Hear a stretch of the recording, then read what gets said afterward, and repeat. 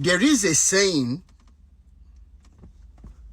that you should know what you are asking for. About a few years ago, when Baba Adeboye said that anybody who is a pastor, who is a spiritual head to anybody, that they have more authority over the children than their biological parents. Few weeks ago, or few months ago, I made a video to correct Baba Adeboye. And I am so happy that the video went viral. Those who supported what I said, they did. Those who disapproved and still saying that it's a lie, that Baba Adeboye is right, blah, blah, blah, blah. They are like maybe 1 or 2% of those that made comments. Now that there is a need for parents to stand up to protect their children from the Fulani terrorists, from kidnappers that are installed in place by current day regime of the federal government of Nigeria, there is a high need for either spiritual or biological parents to stand up. And you would think that the higher power will be the one to stand up first. And that Baba Adeboye has authorized that all spiritual fathers and mothers, they have higher authority over the children. This authority isn't limited to the pockets of these children that are following you people. I'm asking, now, if you claim that you have a higher authority, and it is already visible that biological parents are so powerless to defend these children, Baba Adeboye and co., why is it that even common speaking up, common saying enough is enough of this bloodshed, there is no sentence from any one of you who has claimed to have higher authority? So does it mean that it is because we were at peace, it is because we were filled, we were not hungry, that necessitated all the gibberish, all the nonsense that you pastors have been dishing out? Because we were in peace. Now the real challenges are facing us. It has come to show how useless all of you are in the body of Christ. You are fast.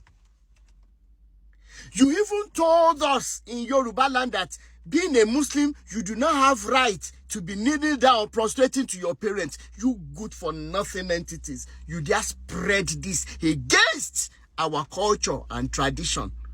Now that there is a need to fill the vacuum of protection for these younger ones, where are you fast not coming out? You all are good for nothing entities. Traditional worshippers, Ìṣẹ̀ṣe Lagba. Yes, you have your own.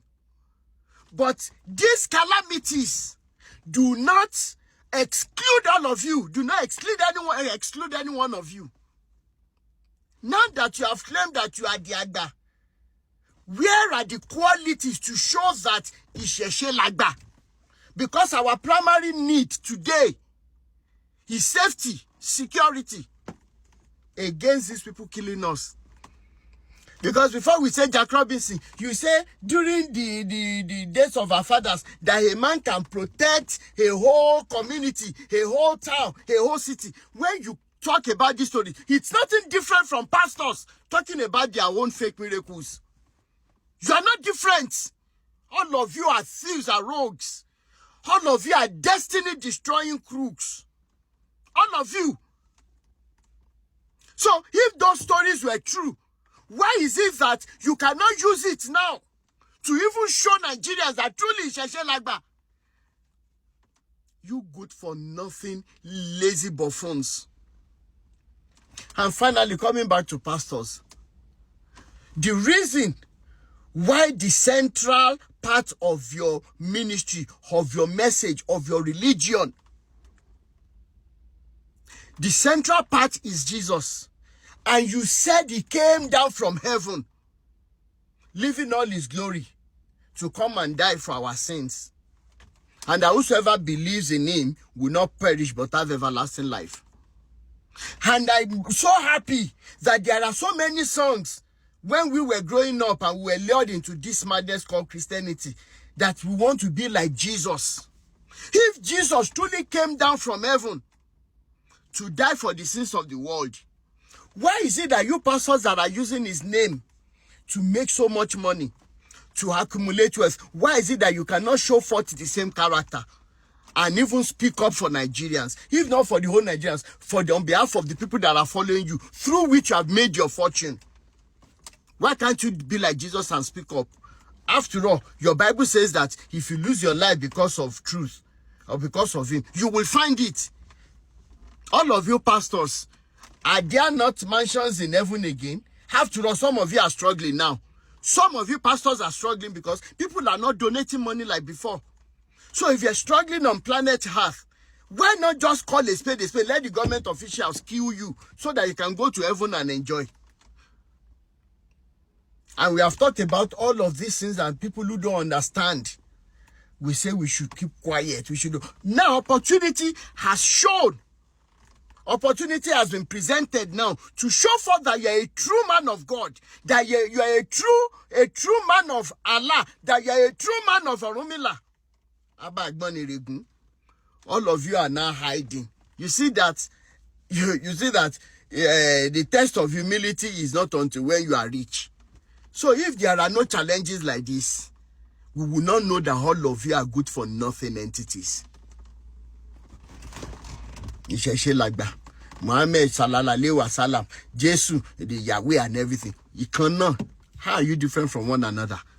If not to destroy life, if not to damage lives because of selfishness, because of wickedness, because of self-centeredness. Look at you in the faces of common Tinubu and his cohorts. All of you kept quiet. Imagine Ayodele, who said God told him that if Tinubu gets to the power, we will suffer. And it is true, we are suffering. But today, it is not even only Ayodele, Primate Ayodele, that is singing on your mandate. We shall stand now. Some other pastors are in their cabinet, in their meetings. They are vouching, they are canvassing for second term of Tinubu. How you people that are following the likes of Primate Ayodele, how are you surviving? Because I know that insanity is your middle name, if not your first name. At the back of all these pastors, insanity is your first and middle name. Insanity. Nonsense.